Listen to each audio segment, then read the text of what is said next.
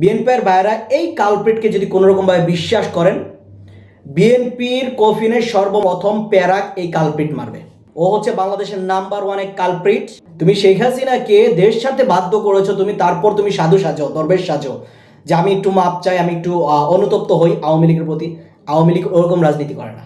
আসসালামু আলাইকুম, আশা করি সবাই অনেক বেশি ভালো আছে। নাম্বার ওয়ান বস্তি সে হচ্ছে আমতারেক রিসেন্টলি তো এরকম একটা ব্র্যান্ডিং তৈরি করে নিছে, বোঝাতে চায় যে আমতারেক মানেই 71, আমতারেক মানে 1952। পার্সোনালি আমি 1952 ভালোবাসি মনে প্রাণে, 1971 ভালোবাসি মনে প্রাণে। তাই বলে আমি যে আমতারেককে ভালোবাসতে হবে এরকম কোনো কথা না।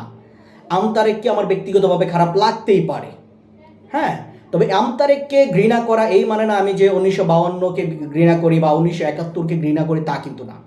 এরকম হাজারো কোটি কোটি বাংলাদেশি মানুষ আছে যারা 1952কেও মনে লালন করে, 1971কেও মনে লালন করে এবং আমতারেককে ঘৃণা করে। তোমাকে যারা ভালোবাসবে তারাই 1971 পছন্দ করে, 1952 পছন্দ করে, তাই না? তুমি বাংলাদেশ ট্রেন্ড চালু করতে চাও।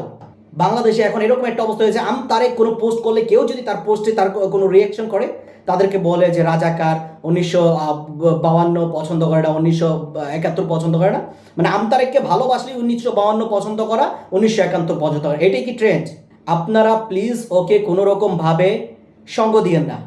ও হচ্ছে বাংলাদেশের নাম্বার ওয়ান এক কালপ্রিট।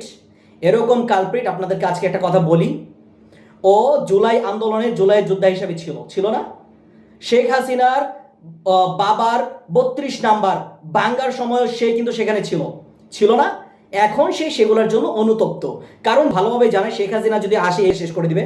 ও কিরকম কালপ্রিট? ও এই মুহূর্তে বিএনপিকেও তাল দিয়ে চলতেছে, আওয়ামী লীগকেও তাল দিয়ে চলতেছে। ও বলতেছে যে আওয়ামী লীগের অফিসগুলো খুলে দেওয়া দরকার, আওয়ামী লীগকে নির্বাচনে রাখা দরকার। তোর দাবি কেন? তুই তো গিয়েছিলি জুলাইয়ে, তুই তো গিয়েছিলি 32 বাঙ্গার সময়, তাহলে এখন আবার আওয়ামী লীগের জন্য এত জলে কেন তোর? ও তুই ভাবছিস যে তুই তোর এই কৃতকর্মের জন্য ক্ষমা পেয়ে যাবি? তুমি শেখ হাসিনাকে দেশ ছাড়তে বাধ্য করেছো, তুমি তারপর তুমি সাধু সাজো, দরবেশ সাজো যে আমি একটু মাপ চাই, আমি একটু অনুতপ্ত হই আওয়ামী লীগের প্রতি। আওয়ামী লীগ ওরকম রাজনীতি করে না। আওয়ামী লীগ ওরকম রাজনীতি করে না। তুমি রাজনীতি করে, তুমি জুলাই আন্দোলন করে শেখ হাসিনাকে তুমি বাংলাদেশ ছাড়া করেছো, শেখ হাসিনা এসে তোমাকে ক্ষমা করে দিবে। আর তুমি বিএনপিকে তেল মেরে চলো। বিএনপির ভাইদেরকে একটা কথা বলি, বিএনপির ভাইরা এই কালপ্রিটকে যদি কোনো রকমভাবে বিশ্বাস করেন, বিএনপির কফিনের সর্বপ্রথম প্যারাক এই কালপ্রিট মারবে। ও শুধুমাত্র টিকে থাকতে চাচ্ছে, মানে যেদিকে আপনার সূর্য উঠবে ওদিকেই মনে করেন পিঠ দিবে ও। এখন বিএনপি সব আপনার ক্ষমতায় আছে, বিএনপিকে তাল মেরে মেরে চলার চেষ্টা। আবার মনে করো যে আবার চাচ্ছে যে আওয়ামী লীগও যেন আসে, হ্যাঁ, যাতে আওয়ামী লীগ আসলে যাতে তাকে ক্ষমা করে, তুই ক্ষমা পেয়ে যাবি শেখ হাসিনার হাত থেকে।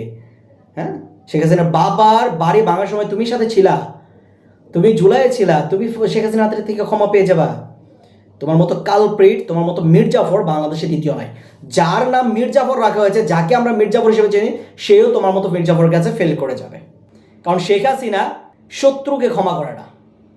মনে পড়ে না তোর বাংলাদেশের রানিং মেয়র জাহাঙ্গীর আলম বঙ্গবন্ধুকে নিয়ে একটা কথা বলার কারণে তাকে দল থেকে বহিষ্কার করে দিচ্ছে, তার পদ থেকে বহিষ্কার করে দিচ্ছে। আজকে তোর একটা কথা বলে দেই, বাংলাদেশে তোর মতো গীবতকারী নোংরা মস্তিষ্কের মানুষ, তার মতো বস্তি বাংলাদেশে নাই।